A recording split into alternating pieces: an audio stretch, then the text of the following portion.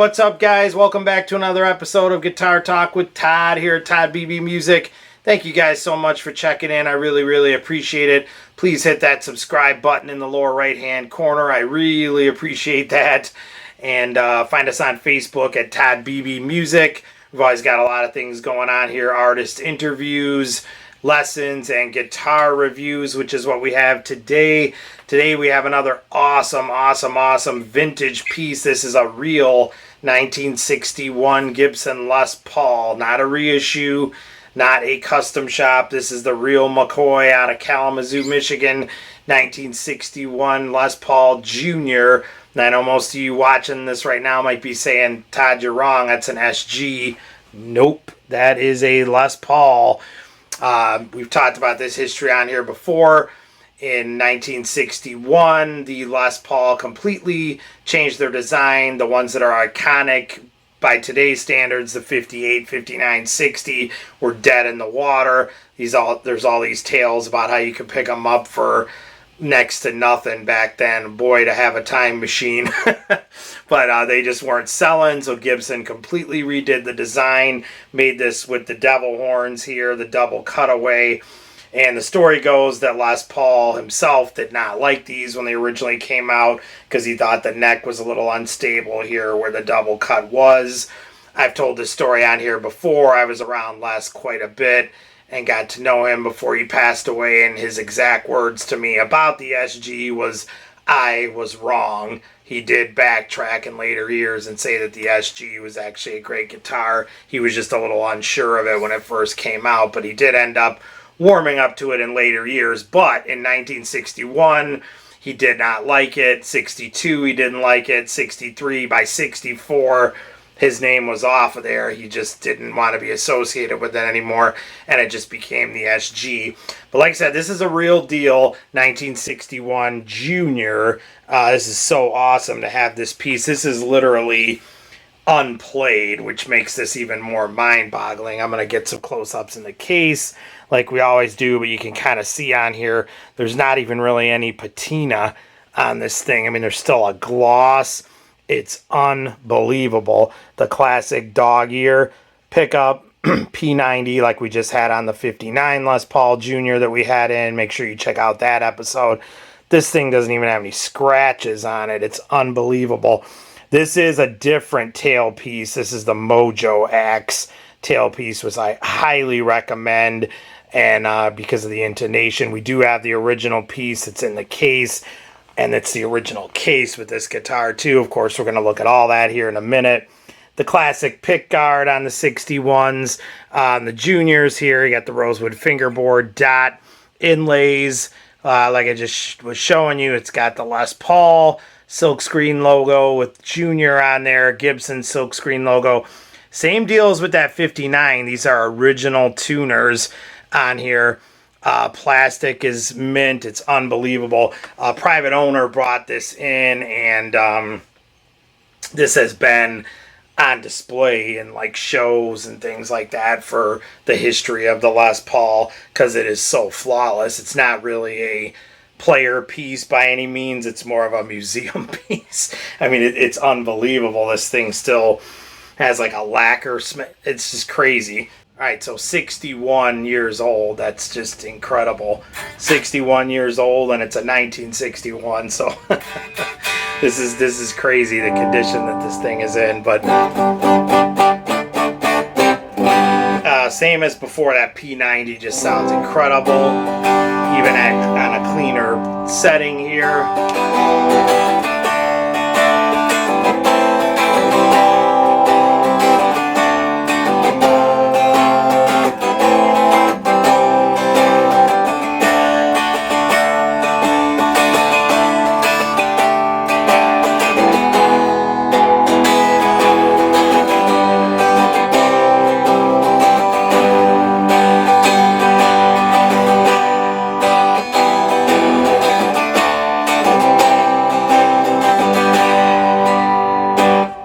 Of course, when you crank that P90 up,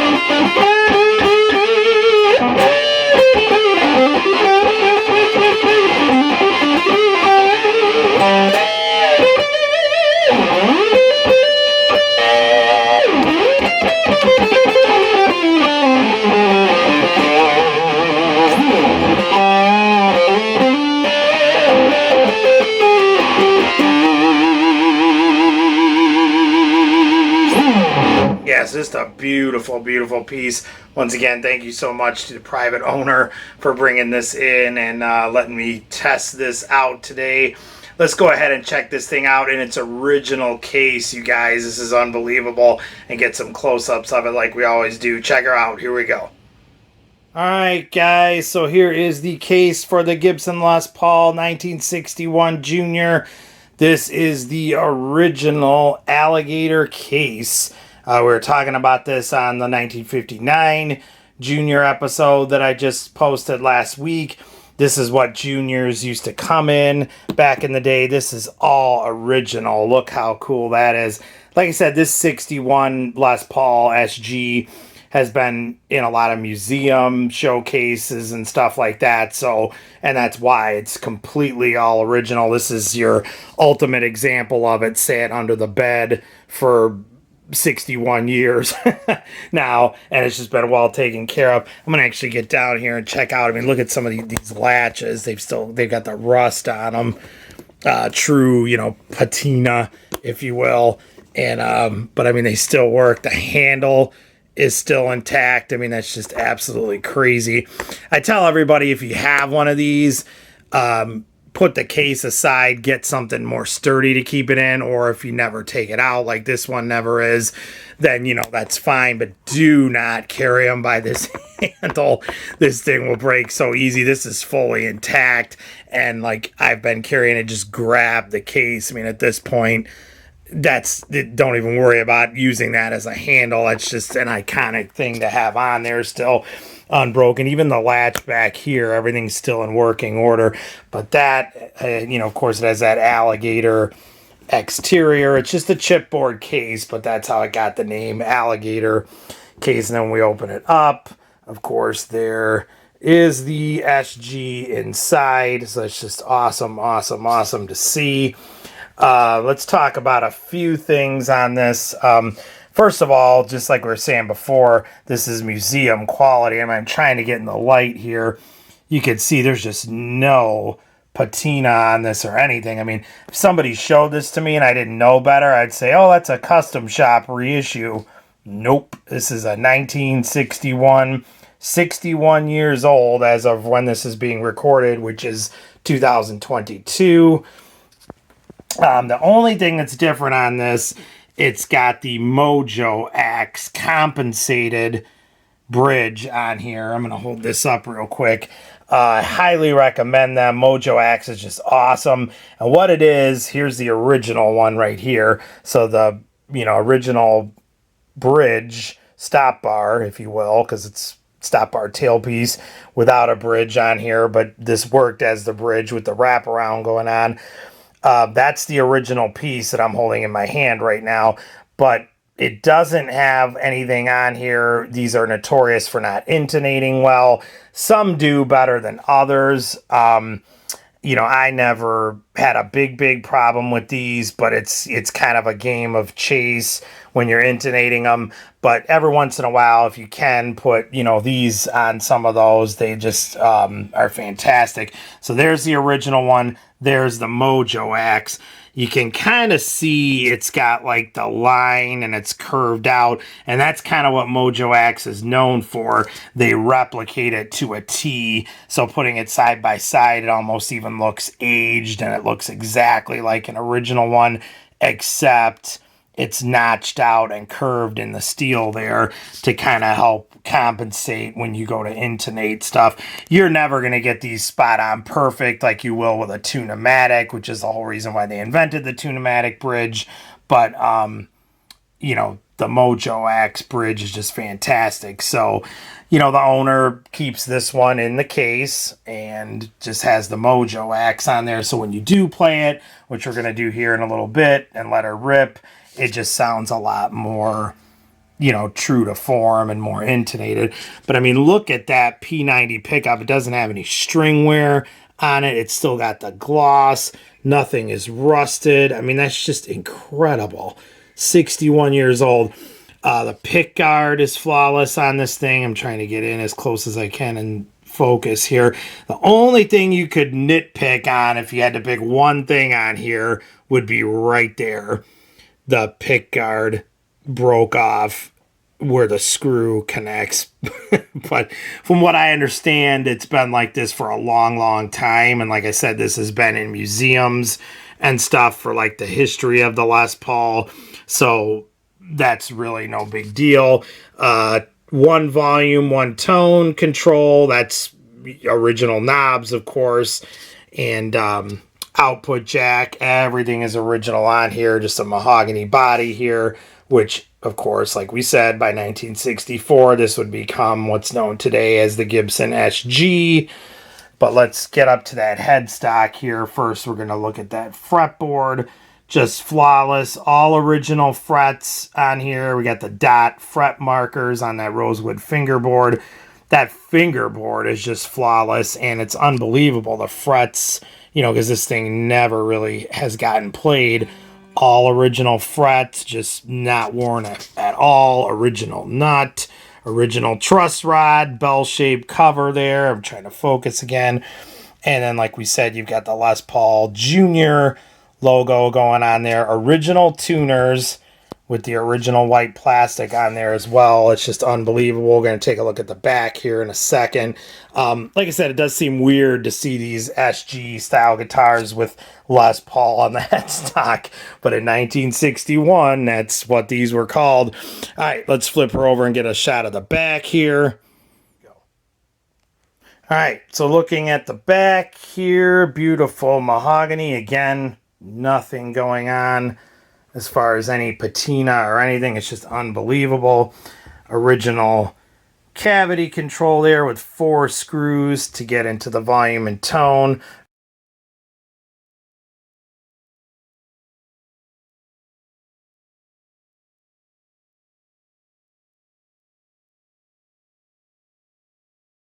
Original strap buttons. Beautiful shot of the mahogany neck there. Again, I'm trying to focus, going all the way up to these tuners on the 59 Les Paul Jr. that we just did last week. These were pretty aged and stuff. Look at those tuners. You can still see the deluxe on there, crystal clear. I mean, they look like they were just put on. The hardware, I mean, I wouldn't even believe that this is a 1961. If somebody showed me pictures of this, I would say that just came out of the custom shop, but it did not. You could see the one gouge right there above that tuner on the right. Again, that along with probably the broken little piece of the pickguard is all you can find on here. I mean, these are just flawless original tuners. That's just crazy. Plastic hasn't deteriorated or anything. I mean, look at the shine, the light on that coming through the gloss on this. The nitrocellulose is still just glowing on this like it's a brand new guitar. Just beautiful, beautiful instrument. All right, so I want to get a little bit closer of a shot here on this headstock. You can kind of see there's no patina on that either. Nothing's worn off. I mean, it definitely is a museum piece. This thing is just flawless. I mean, there's nothing. It's just crazy to condition this in. There's no nicks on the headstock or anything. It's just unreal. All right, guys, so let's take a look at the back of this alligator case. These things are becoming as iconic as the guitars are, so I really want to kind of focus in on this. These hinges definitely aged. Like I said, kind of what the tuners had done on the 59 Junior we looked at last week. It's not really rust so much as it's just age, 61 years old. These hinges have been working. That one, that's original. That's what they did. It's like a piece of leather. And up on this end, you can see that's age too. And then we have a hinge up here as well that's kind of doing the same thing with the aging. So it's just unbelievable. These alligator cases are becoming very iconic too. And again, junior models, especially when they came out in the 50s and early 60s, were aimed at beginners. So they just kind of put them in these chipboard cases and that's it. They weren't looking ahead to 2022 when people were going to be collecting these things and treating them as iconic pieces, and they most certainly are. Okay, guys, so one more time, there is the guitar in the alligator case. Just one full shot of it one more time. The 1961 Gibson Les Paul Jr., soon to be SG. What a beautiful, beautiful guitar. All right, so I also wanted to mention inside the case here, this is what these look like inside. It's like I said, just typical chipboard. Not bad shape for 61 years old by any means. But inside of the compartment, which still has the silk tab on here, it's just crazy. The owner actually has in an envelope. They even kept the original Gibson tag that, you know, these usually fell off the outside of these. And, of course, this one did too. But they actually keep that in an envelope inside the case. So, and that's exactly what you want to do. It's great to hold on to all this stuff. Just awesome inside of the case. Unbelievable. 61 years old. All right, you guys. So there is the beautiful 1961 all original Les Paul Jr., future to be SG, in the case. Let's take her for a test drive like we always do. I'm going to turn it up on this one and really let the P90 go. These are rock and roll machines, of course. I'm going to do Montrose track here from the great Ronnie Montrose with Sammy Hagar. I'm just going to play this instrumentally, though. Rock the Nation off the great Montrose debut album. I'm going to do some classic blues in a minor key like I always do. Some slide stuff and just kind of let her go here. I'm also going to play along with like a Blue Sky type Allman Brothers track and just mix them all up here. So here we go, you guys. The 1961 Gibson Les Paul Jr. Check her out.